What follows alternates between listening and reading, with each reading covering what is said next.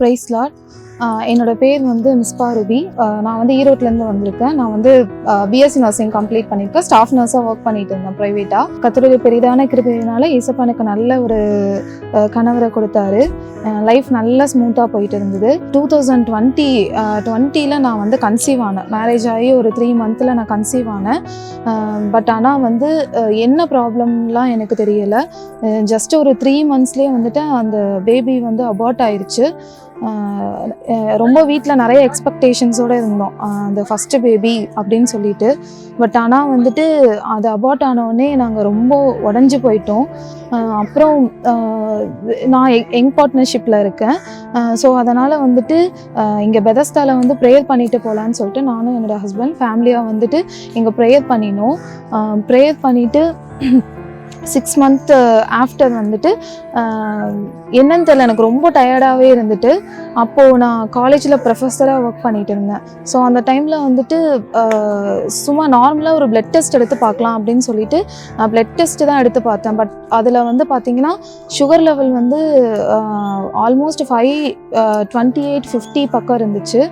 நார்மலாக எல்லாத்துக்கும் HbA1c வந்து ஒரு 5-6 இருக்கணும். பட் ஆனால் எனக்கு அப்போது வந்து 12.8 இருந்துச்சு. ஸோ இது எதனால் அப்படின்னு நாங்கள் யோசித்து முடிக்கிறதுக்குள்ளே வித்தின் ஒரு 2 டேஸில் கன்ஃபார்ம் ஆச்சு. எனக்கு ப்ரெக்னென்சி வந்து கன்ஃபார்ம் ஆகிருந்தது. ஸோ நாங்கள் ஹாஸ்பிட்டலில் போனோம், டாக்டர்கிட்ட காமிச்சோம். அப்போது ஃபர்ஸ்ட் எடுத்தோடனே டாக்டர் சொல்லிட்டாங்க, பேபியை வந்து கன்டினியூ பண்ண முடியாது, சுகர் லெவல் இவ்வளோ அதிகமாக இருக்கனால நீங்கள் அபார்ட் தான் பண்ணி ஆகணும் அப்படின்னு சொல்லிட்டாங்க.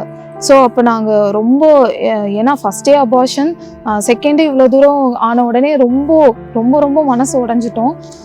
ஆனாலும் நாங்கள் விடலை. என்ன பண்ணினோன்னா இன்னும் 2-3 ஹாஸ்பிட்டல், டோட்டலாக நாங்கள் வந்து ஒரு 5 ஹாஸ்பிட்டல் பக்கம் நாங்கள் போயிருந்தோம். 5 ஹாஸ்பிட்டல்லையும் டாக்டர் என்ன சொல்லிட்டாங்கன்னா, பேபி வந்து கன்டினியூ பண்ணக்கூடாது, நீங்கள் அபார்ஷன் தான் பண்ணணும், ரொம்ப சிவியராக இருக்குது உங்களுக்கு சுகர் லெவல், ஸோ அதனால் நீங்கள் பேபி கன்டினியூ பண்ண முடியாதுன்னு சொல்லிட்டாங்க. ரொம்ப ரொம்ப நாங்கள் மனசு ரொம்ப நொந்து அழுக ஆரம்பிச்சிட்டோமே. ரெகுலராக வந்து ஜீசஸ் கால்ஸ் ப்ரேயர் டவரில் போய் நாங்கள் ப்ரேயர் பண்ணுவோம். அப்போது வந்துட்டு நானும் என்னோட அம்மாவும் வந்துட்டு அந்த குழந்தை வயிற்றுல குழந்தையோடு போயிட்டு எல்லா டாக்டரும் சொல்லிட்டாங்க அபார்ட் பண்ண சொல்லிட்டு.